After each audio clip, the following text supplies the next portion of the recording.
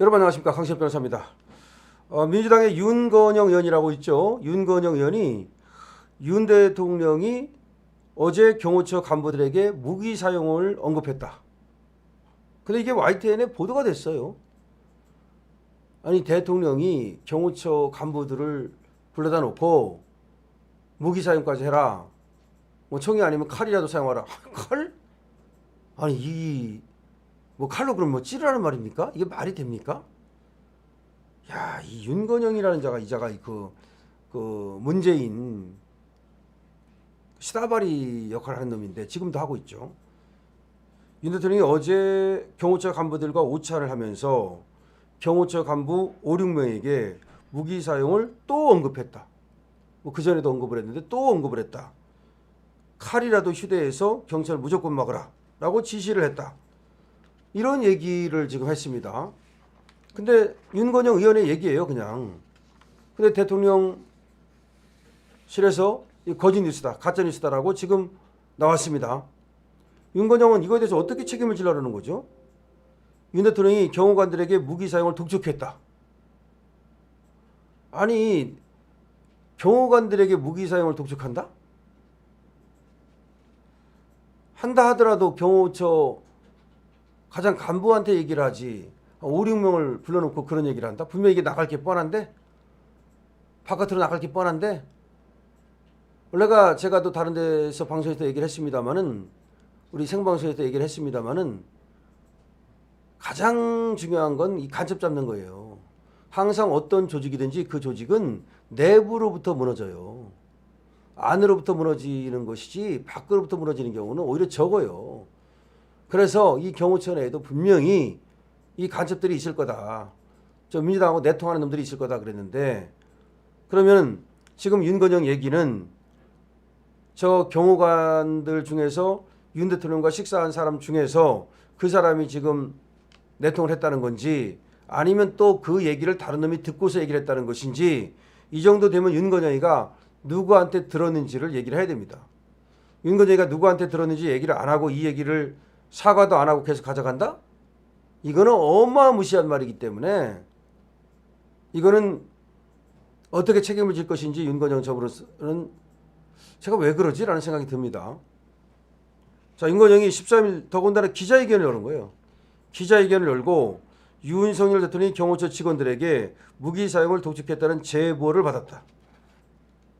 윤건영이는 윤 대통령이 어제도 경호처 간부 6명과 오찬을 하면서 다시 한번 무기 사용을 얘기했고, 이때 나를 체포하려고 접근하는 경찰들에게 총은 안 되더라도 칼이라도 휴대해서 무조건 막으라.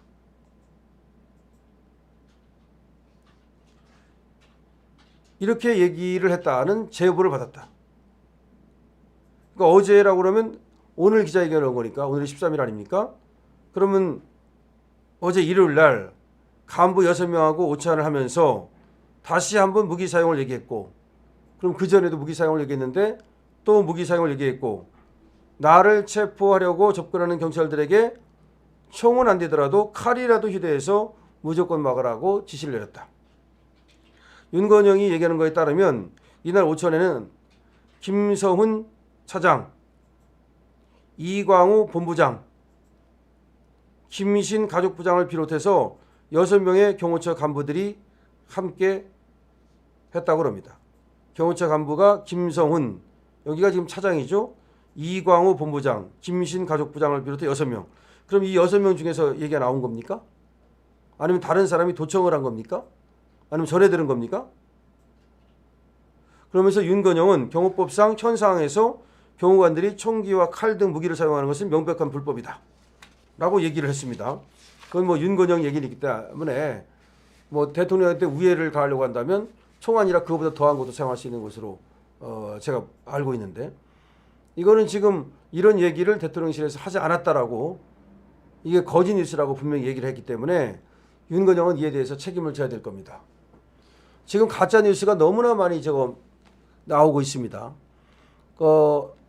박근혜 대통령 때도 박근혜 대통령이 사실 그 가짜 뉴스 때문에 무너지지 않았습니까? 수많은 가짜 뉴스가 정말 유언비어가 난무했고요. 그런 것 때문에 사실은 제대로 법적 평가를 받아보지도 못하고 그 무너진 것이 박근혜 대통령입니다. 근데 얘들은 똑같은 방법으로, 그러니까 유언비어, 또 거짓 뉴스, 가짜 뉴스, 이탄을 가지고 윤석열 대통령을 무너뜨리려고 하고 있는 거죠. 근데 바로 또 이제 총칼이 나왔습니다. 박근혜 대통령은 굿판이 나왔죠. 정윤회와의 미래가 나왔죠. 비아그라가 나왔죠. 이번엔 총칼이 나왔습니다. 윤석열 대통령이 경호관들에게 총칼을 써서라도 막으라 했다. 그럴듯하죠. 원래 이 가짜뉴스는 그럴듯하게 만들어냅니다.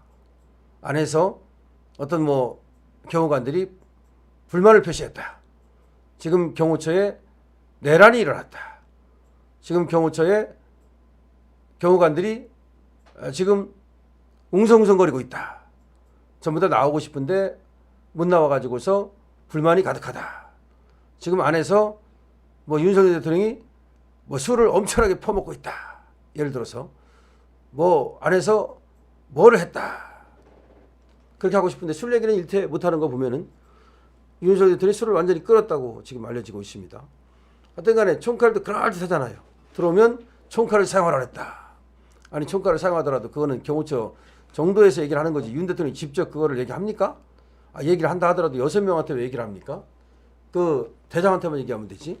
정말 명백한 가짜뉴스죠. 이런 것들은 일고의 가치가 없는 거죠. 더군다나 이게 이렇게 돼야 돼요. 이게 이제 경호처 애들이 얘기에 따르면 안 믿잖아요. 그러니까 얘들이 쓰는 방법이 그거예요. 이제 국회의원을 하나 등장시켜요. 제보를 받았다. 제보를 받았다. 그래가지고 이제 그 국회의원이 기자회견을 하는 방식으로 이렇게 이제 소문을 내죠. 제보를 받았다. 그러면서 제보자는 얘기 안 해요. 그거는 이제 제보자의 어떤 신변 안전을 위해서 이름을 얘기할 수 없다. 그러면서 얘기 안 해. 그러면 이게 진짜 제보를 받은 건지 윤건영이가 꿈을 꾼 건지 아니면 무슨 어떤 놈이 거짓말을 갖다가 전달해가지고서 뇌피셜을 일으키는 건지 전혀 없어. 그게 가짜뉴스라는 게 말이죠. 이 가짜뉴스를 이렇게 한번 퍼뜨리기는 쉽지만 그것이 진실이라는 것을 밝혀내는 데는 엄청나게 어려워요. 그것이 진실이 아니라는 것을 밝혀내는 데는, 그게 가짜라는 것을 밝혀내는 데는 엄청 어려워요. 그러니까 가짜가 아니고 가짜뉴스를 퍼뜨렸을 때 그게 가짜다. 진실은 이거다. 그건 가짜고 진실은 이거다.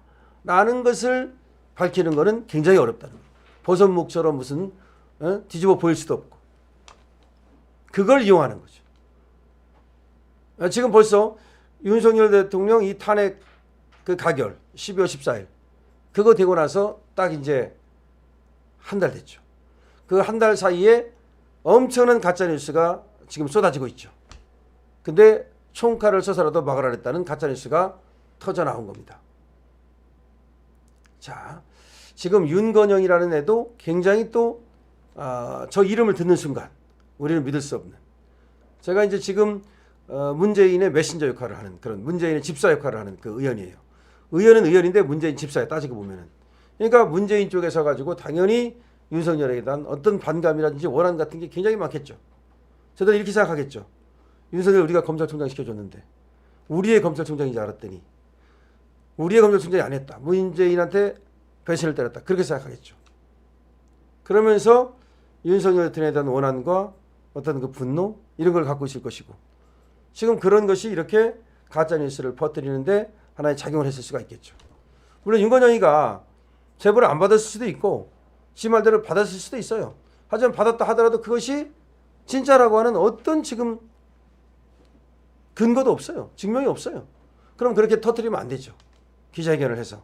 아니면 터뜨리려면 그런 어떤 증거를 대야죠. 자, 윤 대통령이 총칼을 써서라도 공수처에 경찰에 첩보영장 집행을 막아라 라고 말했다는 것은 새빨간 거짓말이라고 대통령실에서 가짜뉴스라고 밝혔습니다. 여러분, 가짜뉴스에 당하면 안 되겠죠? 또 당하면 우리가 바보입니다. 자, 좋아요, 댓글, 공유 3종 세트 해주시고, 아직 구독 안 하신 분께서는 구독까지 4종 세트 완성해 주십시오. 강신업 TV입니다.